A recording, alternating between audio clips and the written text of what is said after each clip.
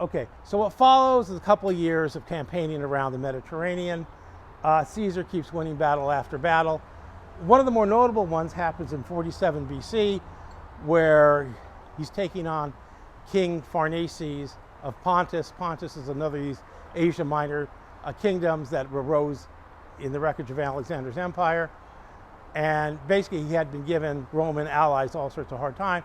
So Caesar shows up with his army, and basically they meet on the battlefield, and Pharnaces' army just falls apart and heads for the hills. And so the war is like won in one day.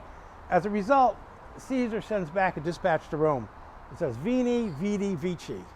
I came, I saw, I conquered. Okay, so he summed it up in 3 words.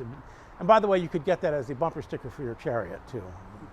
So it's not well known. Okay. Okay, so any rate, by 44 BC, he has pretty much cleaned up the Mediterranean. He returns to Rome. Okay. And he starts to institute some reforms. He essentially says, okay, he has himself made dictator for life, and he says, this is what we're going to do. We're going to redistribute the land. We're going to cut down the number of slaves, not out of any humanitarian reasons, mind you, simply because we can't have a viable country with all this cheap labor competing with the middle class, because we need that middle class to provide us the loyal citizen soldiers and more important, so they aren't rioting.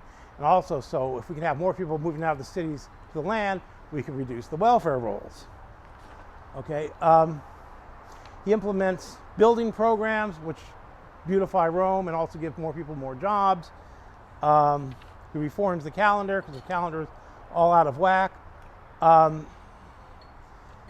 He sets up colonies in cities which had been wrecked in the previous century of fighting, including in Carthage and Corinth. So these become important Roman cities. And he also has himself made chief priest, Pontifex Maximus. And why is this important? Well, aside from the religious significance, if you're a chief priest, you're in charge of the calendar. Okay, so let's say an election's coming up, and your party needs another week to get the votes together. You're chief priest, you say, wait a minute, calendar's wrong. We still got another week to go. Okay? And another thing you're supposed to do as chief priest is interpret the omens. So what you do is you slaughter a chicken, and then you read the entrails. And if the entrails say it's a good day for an election, you have an election. If they say it's a bad day for an election, you don't have an election. Well, guess what? If you're chief priest, how do you suppose you're going to be interpreting that? And before anybody says, well, doesn't that sound kind of hokey? Just think today how everybody goes around with all this obsession over polls. Today we have polls. Back then they had poultry. Right. So any rate, he's starting to get things back on course. But to a lot of people, he seems to be making himself king. And so what happens is that a conspiracy forms, and many of these are people he had been his enemies who he had pardoned. Brutus, Cassius, a bunch of other people.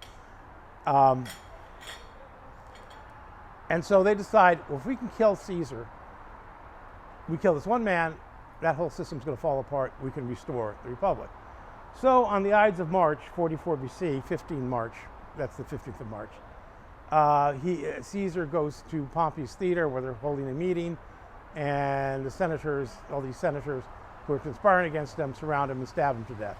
An interesting point for conspiracy folks, do you know how many stab wounds he got? 23. The number 23. The number 23. Yes, so something to think about when. Wasn't that in the Senate? Or was... No, it was Pompey's theater, which was being used as sort of an ad hoc Senate. So what about 23? Oh well, in conspiracy theory, 23 is some kind of number of major significance. All right. Yes. You're right. No. And there's a Jim Carrey movie, number 23, which is worth watching. Okay.